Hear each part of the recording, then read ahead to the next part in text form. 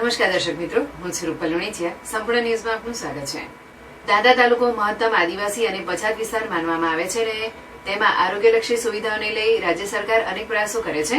વિવિધ વિસ્તારોમાં પ્રાથમિક સારવાર કેન્દ્રથી સીએચસી અને સબ ડિસ્ટ્રિક્ટ હોસ્પિટલો ચલાવી ગરીબ આદિવાસી લોકોને તેમજ આંતરિક વિસ્તારના દર્દીઓને દવાઓ નિયમિત મળી રહે તેવા પ્રયાસો કરી રહી છે. પણ શક્તિપીઠ અંબાજીમાં એક અજુગતો કિસ્સો જોવા મળ્યો છે. અંબાજી માનસરોવર પાછળ બ્રહ્મપુરીવાસમાં આયુષ્યમાન આરોગ્ય મંદિર નંબર 3 ની સામે અંદાજે 30 ફૂટ દૂર ખાડામાં દાટેલી સરકારી દવાઓનો જથ્થો પડેલો હતો. જે દવાઓ ખાડો ખોદીને બહાર કાઢવામાં આવી હતી અને જે દવાઓ ઉપર 2024, 2025 અને 2026 સુધીની એક્સપાયરી ડેટ જોવા મળી હતી. જોકે આ દવાઓના જથ્થામાં ઓઆરએસના પેકેટ અને આયર્નની ટેબ્લેટ જેવી અનેક દવાઓ ફેંકી દેવાયેલા જથ્થામાં જોવા મળી હતી. જ્યારે ગંદકીના ઢગલામાં આ ફેંકી દેવાયેલી દવાઓ કેમ ફેંકી દેવાય એ એક પ્રશ્ન થઈ રહ્યો છે. તેમજ આયુષ્યમાન મંદિર નંબર 3 ની સામે આ ગંદકી વિસ્તારમાં ડમ્પિંગ સ્થળે આ કચરાના ઢગલાની અંદર સરકારી દવાઓ ફેંકી દેવાયેલી જોવા મળી હતી.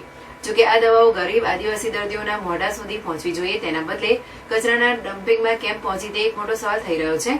તેમાં પણ એક બે નહીં પણ અનેક દવાઓની સ્ટ્રીપ, બોટલો અને ઓઆરએસના પેકેટો જોવા મળતા અનેક લોકો મોંમાં આંગળી નાખી ગયા હતા. જે દવાઓ આદિવાસી પછાત વિસ્તારમાં રહેતા દર્દીઓને આપવાની થતી હોય છે કે પછી જો એક્સપાયર થઈ જાય તો તેને સરકારમાં પરત જમા કરાવવાની થતી હોવાનું જાણવા મળ્યું છે. તો પછી આ દવાઓ ફેંકી દઈ અને તે પણ ખાડો ખોદી અને દાટી દેવા પાછળનો આશય શું હોઈ શકે? શું આ દવાઓ ફેંકી કોણે, કચરામાં દાટી કોણે? આ એક મોટો સવાલ હાલ તબક્કે થઈ રહ્યો છે.